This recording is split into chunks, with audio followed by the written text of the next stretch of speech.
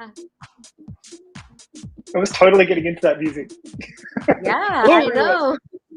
Hi, everyone. Hope you all are sound and safe.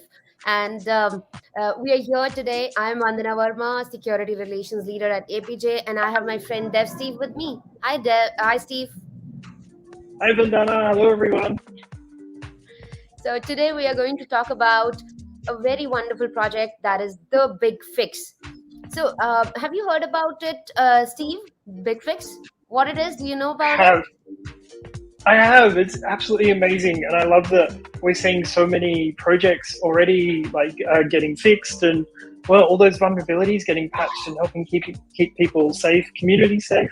It's amazing. I love it. Yeah, absolutely. And I think it's better even when we all are fixing together.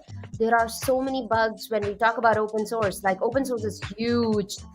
So let's go ahead and share all this wonderful information with everyone. Amazing. Here's something we prepared earlier.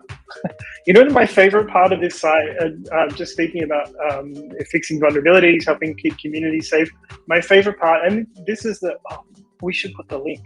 Hang on, let me click through to the little Yeah. tab. All right, put the link on the screen. This is the site I'm on at the moment, and this is how you find out more and get registered. Well, you can find out more by also watching us right now, which you're doing. The thing I love most about this is seeing the number of vulnerabilities get fixed. Move that up a bit. The number of vulnerabilities getting fixed, the number of projects we're seeing scanned, and the number of vulnerabilities found. So this is amazing, everyone. Oh, actually, I just realized we're nearly at 200,000 vulnerabilities found, which is like phenomenal. So keep scanning, keep fixing those things. And I think you can, by doing so too, not only do you help keep everyone safe, but also you get some amazing prizes, don't you, Vandana? Absolutely. And I totally love all the designs and everything of the prizes, especially the t-shirt. That's the most coolest part of it. I totally love that. So it is like we're fixing something for the community and for the betterment. And here we are getting swags as well for it. So let's go ahead and fix it. Right? What do you say, Steve? Do you see any Yeah, way? sounds good. Yeah. One thing I wanted to do just before we go into that is we're seeing a whole bunch of really cool tweets come out from this as well. So just going to do a quick shout out to, and sorry if I get this wrong, but the username on Twitter is CNUZU965209797. I think I got that right. But yeah, that person shared some vulnerabilities they've found and they've also fixed. And the other one I wanted to give a quick shout out to is Amelie Passiflora, who's scanned and also fixed some vulnerabilities as well. So amazing work. Please keep that up. But yeah, what's some ways that you can identify? We thought we'd have a quick look at some ways that you can identify some vulnerabilities and be able to fix them and score yourself one of those t-shirts. Yeah. So one of the things I always like doing, and I usually do this over my morning coffee, is on our, let me put this link into the chat. There we go. So we have this page which talks about some of the new open source vulnerabilities that have appeared in different libraries. This is the link I just shared, but security.snyk.io/vund. Now, the thing I always look at with this one is just to see some of the new vulnerabilities that are appearing and some of the libraries that they're appearing in. So the one that caught my eye today is one for Electron, which many of us have probably heard of. We probably use the apps on a bi-minutely basis. Well, Electron's used in Slack, for example. So, but one of the scary things about this is some of the vulnerability types that has appeared in a multiple of versions that are currently in production apps. Did you want to talk about these vulnerability types a little bit, Vandana? Yeah, absolutely. See, what we are seeing these days is that when we talk about the open source component use, 80 to 90% of the components that we use on our website, on our applications, on our projects, they're all open source. And we all agree to it, correct? Because that's something which we live by these days, we swear by these days. But then there are so many bugs that come in that. And what we need to do is we need to make sure at least the components that we are using in our code, they are up to date. Because if we are not using the up to date components, then we are using the vulnerable components. We agree or not, but then even if there's one library which is vulnerable, that is going to make our whole code vulnerable. So it is very, very important we check out what all libraries or what all vulnerabilities are there in our code, and we understand how to fix it. So when you go ahead and fix your code using BigFix or Snyk, you can go ahead and figure out, oh, these are the outdated components. Now I'll just need to go ahead and click on update and I'm done with it. I think that's going to be really, really important and interesting also, because one library can actually create so much havoc for you. I have seen plugins of Microsoft Visual Studio Code from where if you're using a vulnerable plugin, oh, your whole thing can go wrong. You remember, Steve, I took over your system just because of using that one Markdown parcel library. Yeah, that one How still cool is scares me the that? most because like so many devs have VS Code. Well, everyone uses VS Code, right? And yeah, that one in particular, like I still wake up with cold sweats over that. Yeah, absolutely. And I know you have some really, really cool stories about how you exactly started understanding about this Big Fix project. Tell me something about it. So the way to get started, and this is just part of the exploration phase, the identification phase. So once you identify a vulnerability like the Electron vulnerability, which well you can see is super new. So there is still a lot of different apps that will be using it. In fact, I found one. I did find one. I'll show you how I found one, and then how that can be fixed. But Electron, like I was saying, Electron is used by so many different applications, and there's this great site which lists all the different apps that are using Electron. One of these aggregator sites that highlights some projects. So this one in particular is it's called Project Flat, and it's basically an open source classroom, which is really cool because yeah, that's one of the things I love seeing open source used for is that whole sort of classroom experience or people learning things, people sharing. This is the open source way, right? If we go to this repo, the Electron component of the repository is actually using a vulnerable type of Electron. So you can see there, this is in the desktop main app in the package.json. So if you see there, it's got Electron 12.0.15 as part of the package.json, as part of the package manifest. And if we look on the list, 12, there it is there, there's a whole bunch of really nasty things inside, or greater than 12.0.0 and less than 12.2.3. So this particular package.json can totally be updated. And the way to do that is to sign up to Snyk in the free tier account, hook up the repo to do an open source manifest scan, and it will pick up this type of thing, and you're able to then generate a pull request or contribute a pull request back onto the repository, which will then pick up and score you a t-shirt once you sign up to the campaign site, which is super easy, and you're helping people that are using this app by keeping them safe. Absolutely. And how cool is that? Like all these bugs exist. Now we are able to find it and fix it. And we're not just fixing alone, but we are fixing it with so many people, and we can see, oh, this is something which we have fixed. I am so looking forward to it. Totally Yes. into. And we've got a very special live stream too on the 25th of February. There's a 24-hour live stream. I'm going to need a lot of coffee and a lot of Pepsi for that one. I know that much. Yeah, same here. And remember one thing, we have for one each region. We have for APJ, we have for EMEA, we have for US or the global one. So you can join in any of those sessions. They will be recorded, they will be there for you. So anything that interests you, you're going to be seeing there. You can just check it out. And we are looking forward to Totally seeing you there.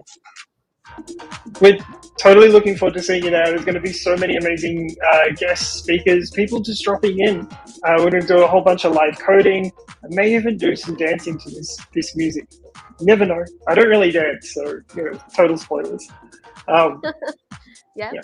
that's right. Absolutely. And the fun fact is that it will not be just the sneak people from people from the community will be coming on these streams and going to be sharing their experiences, some live code hacking and fixing it so that we can all secure these environments. And they're going to be sharing their experiences as well. So you can also share your experience. So keep tune into it. And remember to keep sharing any fixes you do to Twitter. Use the hashtag #TheBigFix, and we would love to hear all the stories, things you've fixed, and like ways that you're helping keep the community safe.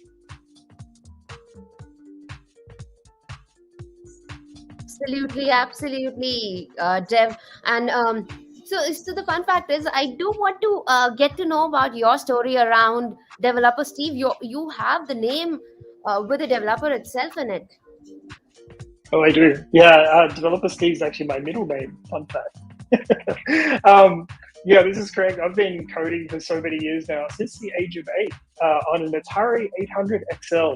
Taught myself QBasic. Actually, I had the book for that too. I remember the book for it. It was going through, like, looking at all the basic code. Literally was basic code. But since then, deployed applications across, many different companies, many different app types, cross-platform mobile. Back in the day, writing Lua code with one of those cross-platform mobile app frameworks.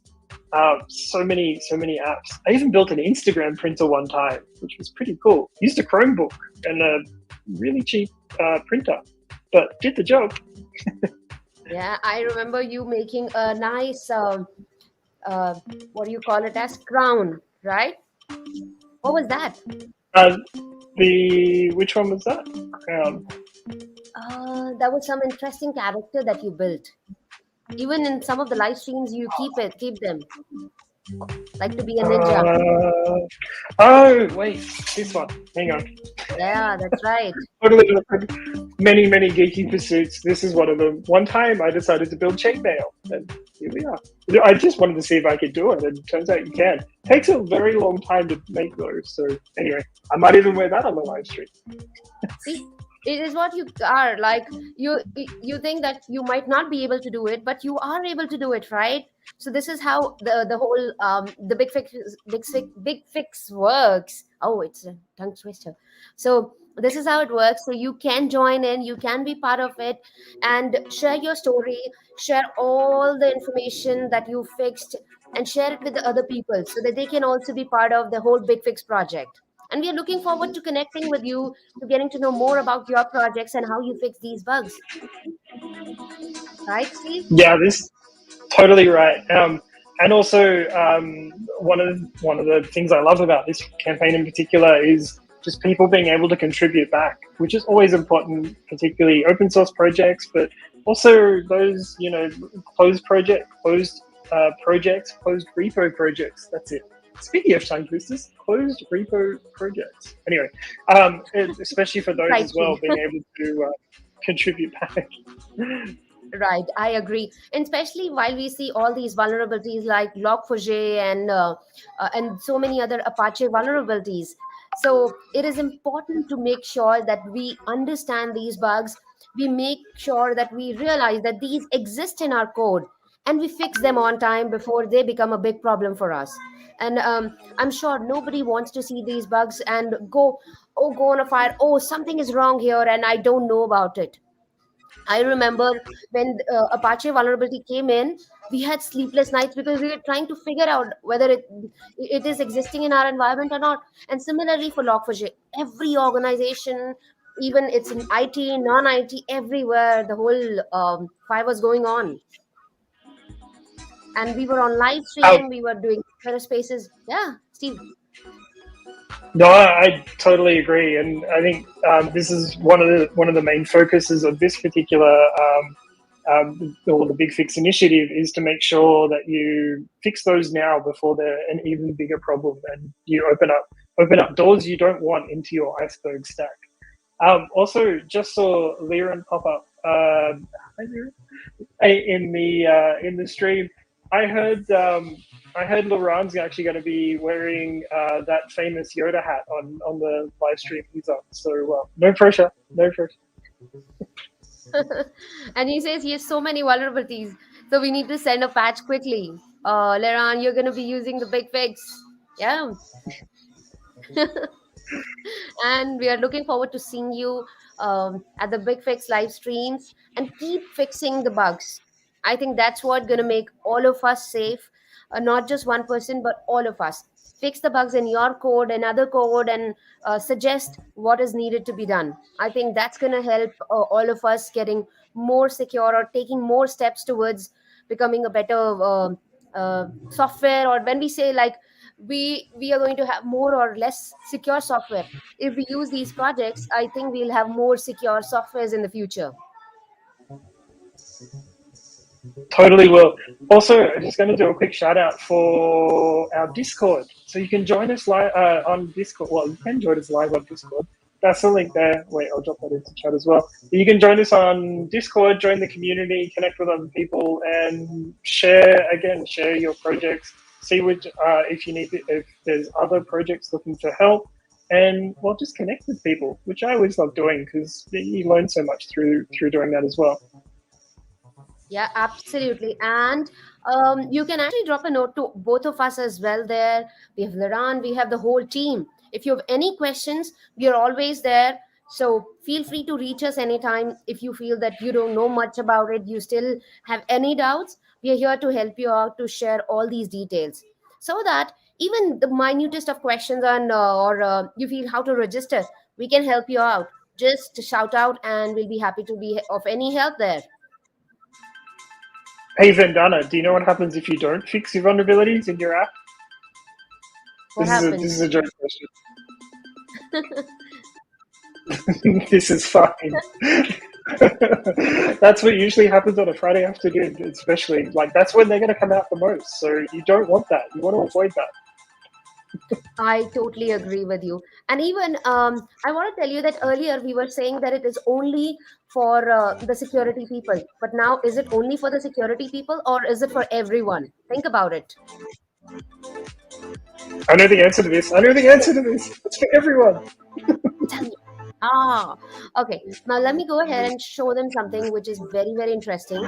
And I feel that it is so much relevant. Do you see this? That's pretty good. Right? Yeah. And that used to be the case with only security people. But now, talk about developers, talk about testers, talk about project managers, talk about CISOs, CTOs, CIOs. Everyone gets crazy when these bugs come in. So what we need to do is let's start fixing now so that we can have relaxing weekends. We can relax on when the bug comes. And as my friend Steve says, that you should be able to get to know about a vulnerability even when you're sleeping. Oh, if this vulnerability comes in, I can fix it here, right? Even if you're sleeping. So that's going to be really, really fun part. Let's go ahead and do that. Let's understand our environment. Let's fix these bugs. Let me go ahead and Totally share agree. that site, which I totally love. You remember that? Which side is it? I forgot. Oh, No, I haven't. 1 second. Here we go. Oh, yeah, this one. Oh, this one. Oh, yeah. I remember this one. You can fix it even when you're sleeping. It's true. I still get Oh, alerts no. like through the middle of the night. Just while I'm sleeping, a pop-up comes and goes, gotta go fix a thing. Yeah. Oh, Laurent says something. Thank you, Laurent.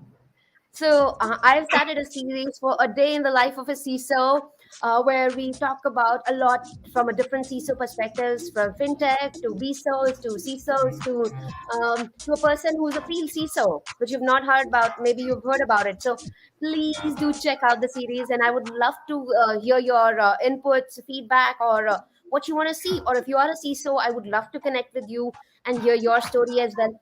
And let's go ahead and fix these bugs together. And let's motivate our team.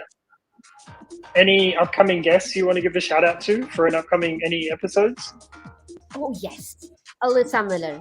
So, my upcoming guest is Alyssa Miller, and I'm totally looking forward to speaking with her. She's incredible. Like, I am in awe of what she does, how she does it. She inspires me every day with all the work that she's doing for community and for diversity and inclusion. So, she's totally incredible, inspiring. Amazing. Everyone should check that out and see how you can get involved too, particularly in the community side, but great series to be able to catch as well. So totally check it out. Wait, how can people find it? Oh, I just put in the link. I Oh, that just was put good in for the link in the chat box. Thanks. Amazing. Yeah, it's already on my favorites. So yeah. Oh, there you go. You added it. Woo. Yeah. So, everyone, I'm looking forward to connecting with you and seeing you all there. Thank you so much for joining us for the live stream. And you know where to reach us. You can reach me at InfoSec Vandana, and for Developer Steve, you can reach as DevSteve. So, we're looking forward to hearing from you. All the Thank you, very best. everyone. All the best. Look forward to hearing about those fixes. Send them in, add the hashtag. And we'll retweet.